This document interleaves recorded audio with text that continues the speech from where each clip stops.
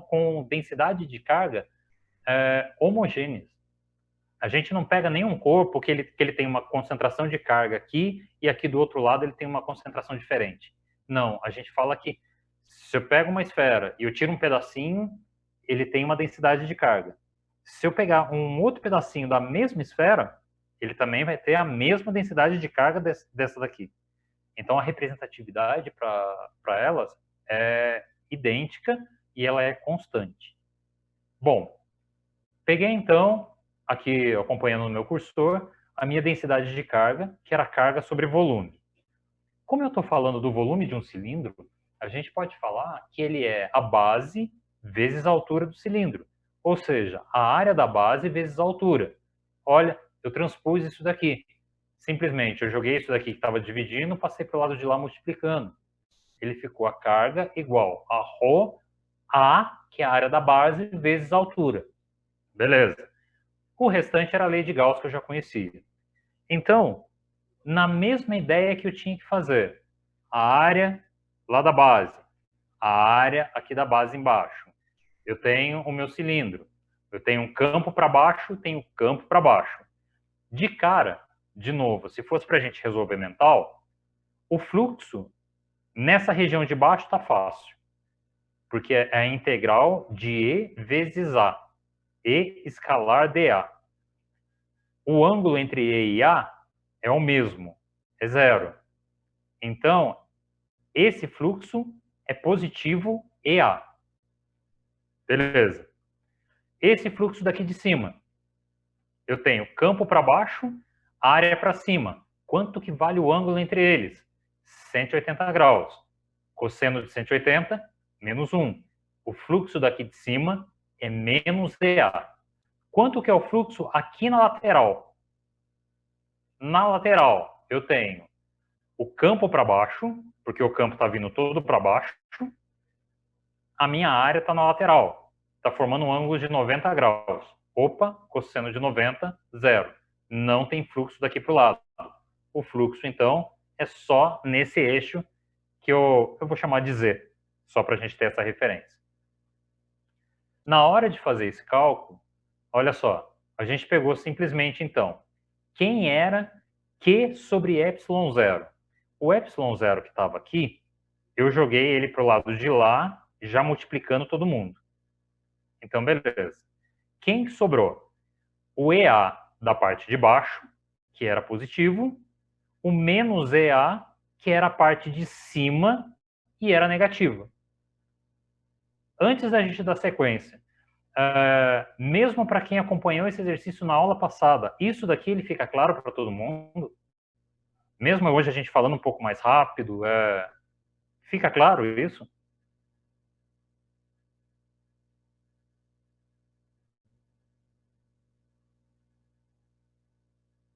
Dá para relembrar, sim.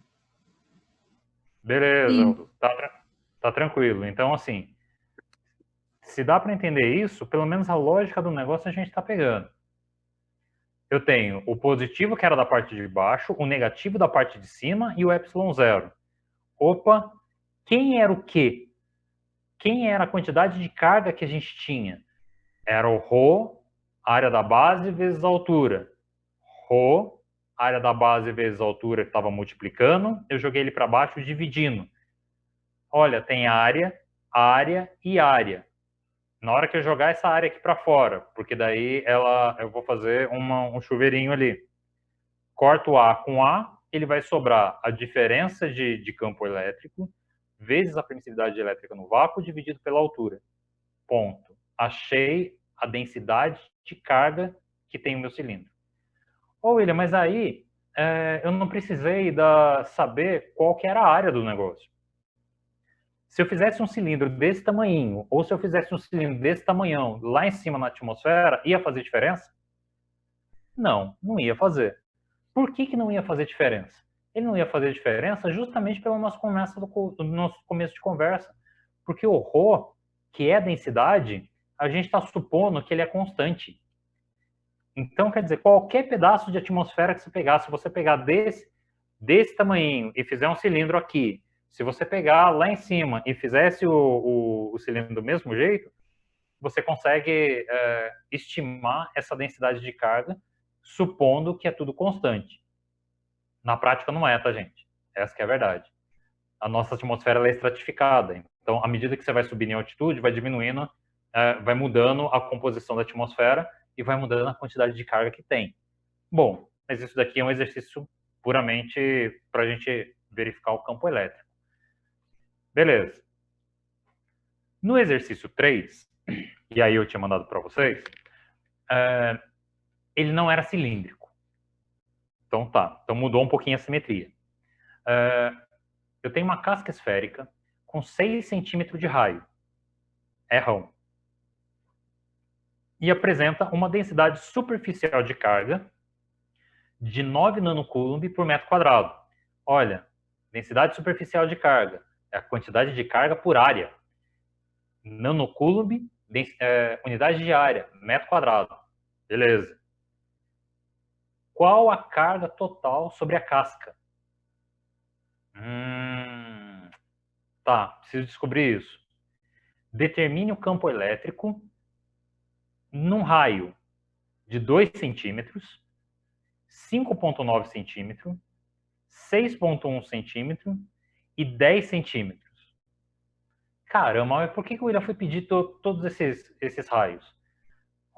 Porque só se a gente parasse para pensar, se a minha casca esférica ela tem 6 centímetros, e é uma casca, ela é oca. Ela é oca por dentro. Ela tem 6 centímetros de raio. Se eu pego um ponto que está num raio de 2 centímetros, eu estou pegando um ponto dentro da casca. Beleza? Se eu pegar um ponto que é 5,9, ele está pegando no limite da casca. No limite interno. Se eu pegar 6,1, é o limite externo. Tá ali coladinho na casca, mas ele está do lado de fora. E 10 centímetros, ele está fora da casca. Então, essa que é a nossa lógica que a gente vai usar. Como é uma casca esférica, nota que eu desenhei a minha figurinha azul ali em cima, e eu falei assim, bom, para calcular o campo fora, eu desenho uma superfície gaussiana que engloba toda essa minha casca. Para os campos que estão dentro, eu vou ter que pegar uma superfície gaussiana que ela é menor do que a minha casca. Por isso que eu desenhei a linha tracejada dentro. Então, ok, esses são os dois casos. O que os dois casos têm em comum? Se é uma esfera positiva, que é 9 nanocoulomb por metro quadrado, para que lado que apontam as linhas de campo elétrico? Elas são radiais. O que significa ser radial, William? Significa que ela sai do centro para fora. É tudo raiado. Beleza. Se eu tenho uma superfície que é esférica, para que lado que aponta a minha área, a normal da minha área? Ela também é radial, porque independente do lado, ela sempre vai estar raiada. Se ela sempre vai estar raiada, a direção do campo vai ser sempre a mesma direção da área. Show! Se o campo está na mesma direção da área, o ângulo é 0, o cosseno de 0 é 1, o meu fluxo sempre é E vezes a área. Ponto. Acabou. Bom, isso é o que tem em comum dos dois. A partir disso, eu preciso começar a analisar, então, a questão da distância. Isso agora vai influenciar. Então, como é que eu comecei o meu exercício? Então, para a letra A, estava a coisa mais fácil. Por quê? Se eu sabia que densidade superficial de carga era carga por área, poxa, carga é só você pegar o A que está dividindo e jogar para o lado de lá multiplicando. Ele vai ficar acompanhando aqui no cursor. Ele vai acompanhar a densidade superficial vezes a área. A área da minha esfera é 4πr ao quadrado. Opa, facilitou o negócio. Se eu fizer esse cálculo, eu chego na quantidade de carga que tem lá na minha esfera. Show. Beleza. Agora eu preciso começar a calcular os campos. Se o R é maior do que o R rão, se o R, olha só, o 6.1 e para o caso do 10, eu tenho o caso de um campo elétrico uniforme. Pô, mas como é que eu sei disso? Bom, basta a gente parar para pensar. Ó, você pega a integral de E vezes a área é igual a carga sobre epsilon zero. Escreve aí. Pega o papel aí do lado, pode escrever. Tem uma caneta aqui, eu vou rabiscar. Esse resultado é mais fácil de chegar. Uma vez que você aprende isso, ó, a integral de E escalar NdA é igual a Q sobre epsilon zero, carga interna sobre epsilon zero, para R maior do que Rão. Eu tenho a integral de E vezes A é E vezes a área, que é igual a carga sobre epsilon zero. Isso significa que o meu campo é Q epsilon zero A. Tem duas alternativas, então, para a gente sair, eu vou mostrar aqui para vocês. A primeira delas, e as duas são a mesma coisa. E a área da minha esfera é 4πr ao quadrado. Então, é 1 sobre 4π epsilon zero, Q sobre R ao quadrado. Para o R igual a 6.1 e R igual a 10. A outra alternativa, se um dia aparecer, pelo menos você já tem um pouco dessa noção, é que Q sobre A a gente falou que é o sigma. Significa, então, que o E é sigma sobre epsilon zero. Não sei se vocês vão conseguir ver muito bem, ó. Alguém só me dá um sinal aí se está conseguindo ler? Dá para ver. Peguei então a integral do E, NdA, Q interno, epsilon zero, que é a lei de Gauss. Escrevi para R maior do que R. Escrevi, então, a integral é E vezes a área. Continuou tudo do mesmo jeito. E igual a Q sobre epsilon zero A. Esse Q sobre epsilon zero A. O A é 4πr ao quadrado. Eu joguei lá embaixo, ó. Só que eu separei ele. Eu coloquei 4π e joguei o r ao quadrado lá do outro lado. Ou, se eu pegar Q e dividir por A, ele vai ficar a mesma coisa que sigma sobre epsilon zero. Por que esse valor de sigma sobre epsilon zero, para mim, é importante?